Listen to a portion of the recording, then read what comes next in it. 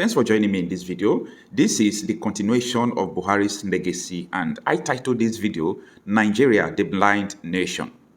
When I look around Nigeria's atmosphere, I look around the environment, all I see is darkness. Now, darkness does not mean that everywhere is dark. I'm talking about ignorance.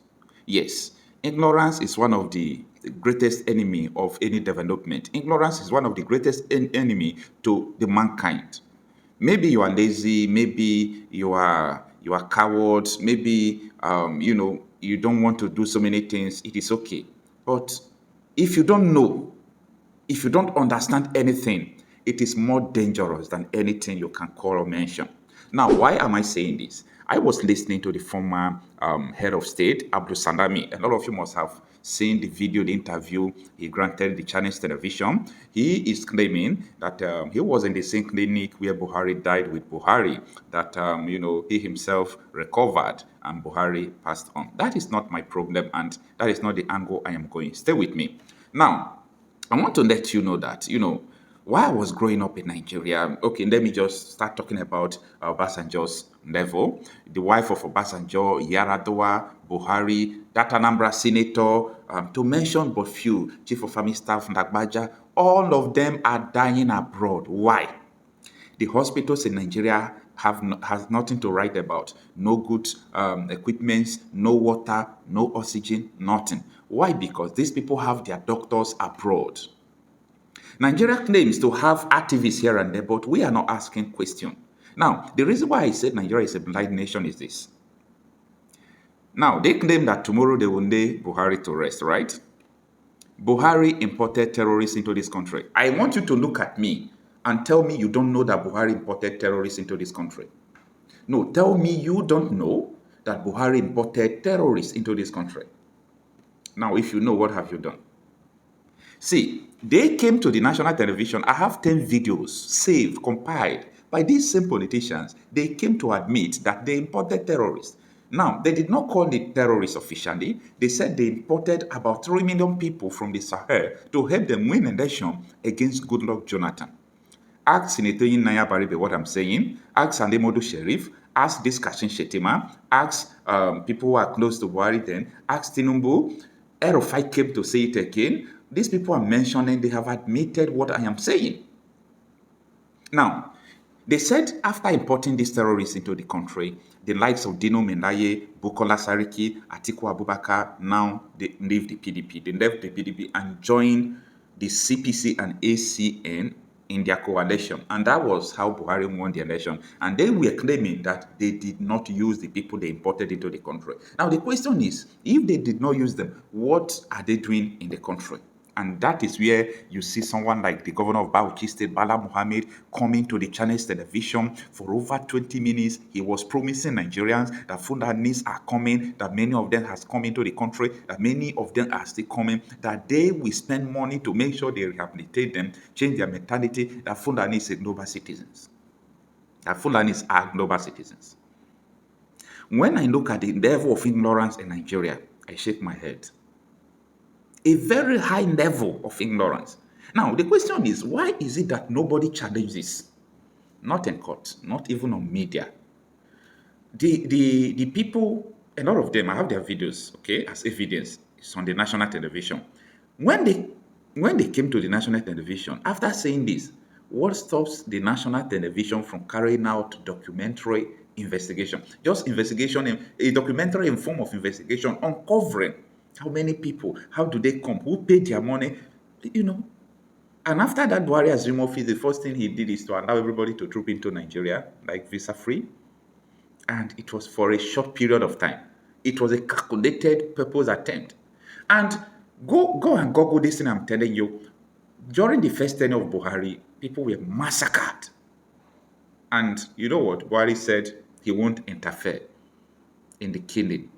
That they called the herdsmen then. That was where everybody started calling the herdsmen today. But Buhari said he will not intervene. A president of a country. And after that, he sent Femi Adesina. Adesina is still alive today. You understand? Karma will hunt these people. Adesina have the balls to come to AIT. I still have the video. He came to the AIT to tell the whole Nigerians to choose two things, either your life or your land. I mean, Buhari's spokesperson came to the national television to tell Nigerians that they should choose between their land or their life. I am talking about a place you call your country. The level of ignorance is a thick darkness. Nobody challenged him, not in court, not on the streets as protest, not on the media. And we have come to say never, never can such a thing happen and people will keep quiet and they will go free.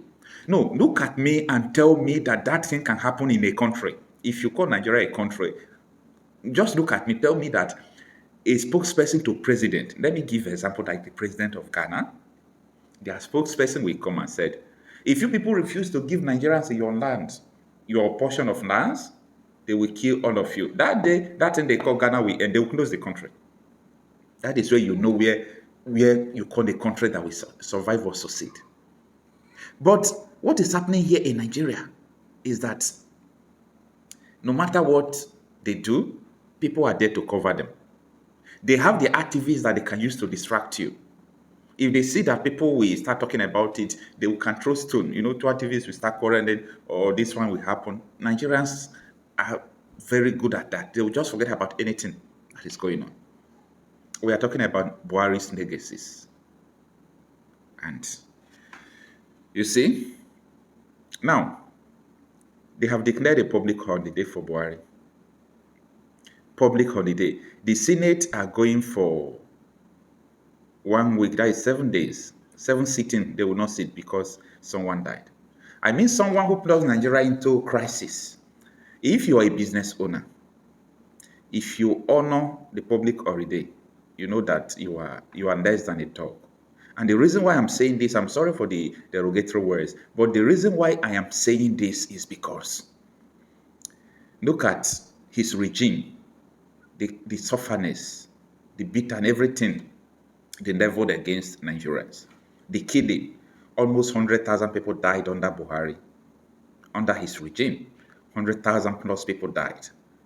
Upon everything they did, printing of naira, seizing of money, you know what? They want to honor him by closing down everything. Nigeria is a joke. It's a joke. If you hate Hitler and love Buhari, you know that your level of darkness is beyond redemption. If you hate Hitler and love Buhari, if you continue to say Hitler killed about 30 million people and you love Buhari, you are a hypocrite. Let us call a spade a spade. Heaven will not fall. Heaven will not fall. Because people keep on throwing, condolences and eulogies and all those things. Let me tell you, if you don't set a standard, let these people see the way people will rejoice if they die. For those of you who are Christians, your Bible says so, that when an evil man dies, the people rejoice. When an evil man dies, the oppressed rejoice. So, at the announcement that Buhari died, whether he died before, now, what I know that Buhari is dead, okay? At their official announcement that he has passed on, a lot of people started jubilating. That sends a strong message. We don't have a nation. And I don't think that the system we have is a system to build a nation. Nigeria is not sustainable. It can't work like this. It can't go on like this. 200 people in Benue State died. They died because the people Buhari imported are the one that killed them. You know what? Everybody just paid deaf ear. Tinubu went there, could not even go to where people died. He said because of bad roads. Nigerians are keeping quiet. Now, one person died, who is the mastermind of all these crises we are seeing. And they are giving him... Anyway, that is what I have to say about this, this faction of Buhari's legacies that we Nigerians, or people in Nigeria, because not everyone in this geographical space called Nigeria believe to be a Nigerian. That is their right. People here in this geographical place called Nigeria, it is time for you to think. Put on your thinking cap. put on your thinking cap. Because how many years are you going to last on earth? How many years? Let me just ask you, how many years are you going to last? Maximum 80, 90, 100. How many years have you spent?